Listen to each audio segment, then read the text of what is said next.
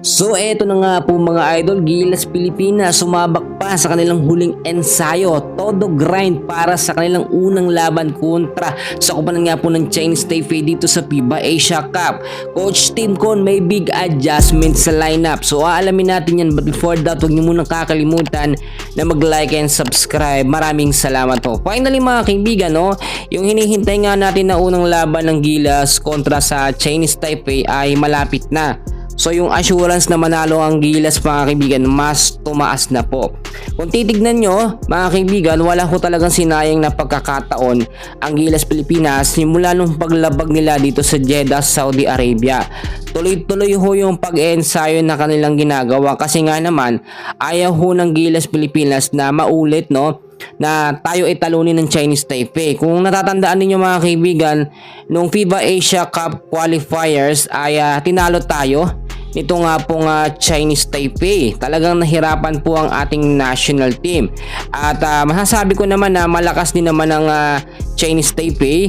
Pero ngayon, ibang-iba na po ang Gilas Pilipinas. Meron na tayong malakas na sistema dahil sa panibagong rotasyon nga po nitong si Coach Tim Con.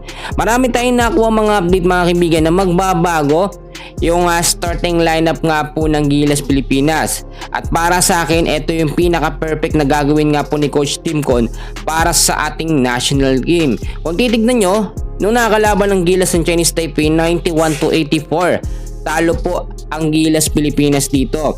Pero kailangan lang naman aralin ng Gilas Pilipinas yung defensive strategy, turnover reduction at yung rebounding. Kapag nakuha nila yung mga kaibigan na perfect na nila yan, ay malaki na yung chance nating manalo sa Chinese Taipei. Ang Chinese Taipei naman, ayon po sa aking source mga kaibigan, halos hindi magbabago yung kanilang lineup o yung kanilang mga player. So kinakailangan din ma-adapt agad ni Coach Tim Con o ng Gilas player natin yung gagamitin nga po, no, ng mga player nga po ng Chinese Taipei para makasigurado tayo na manalo. Alam nyo, hindi naman ganoon kabanta ang Chinese Taipei unlike sa New Zealand, no, na matatangkad talaga yung mga player. Basta gamitin lamang ni Coach Tim Con yung sinasabi natin na malalakas na player o gumamit po siya ng tinatawag natin na Twin Tower, Japet at Junmar nga po. At syempre huwag pabayaan na i-reserve yung lakas nga po ni Justin Brownlee pagdating ng mga huling quarter, lalong-lalo na po sa fourth quarter kapag intense and crucial game. Diyan talaga si Justin Brownlee kumakamada.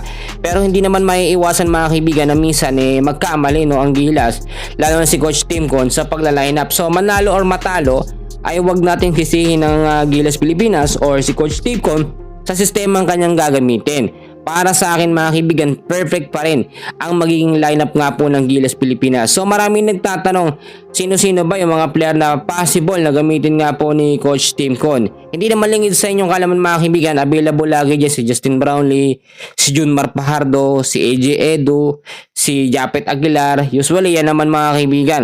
Kung nakapaglaro nga lang talaga si Renza Bando at Kai Soto, for sure mas malakas pa ngayon ang Gilas Pilipinas. So yan muna pinaka short update natin. Please huwag nyo kakalimutan na mag-like and subscribe. Maraming salamat po.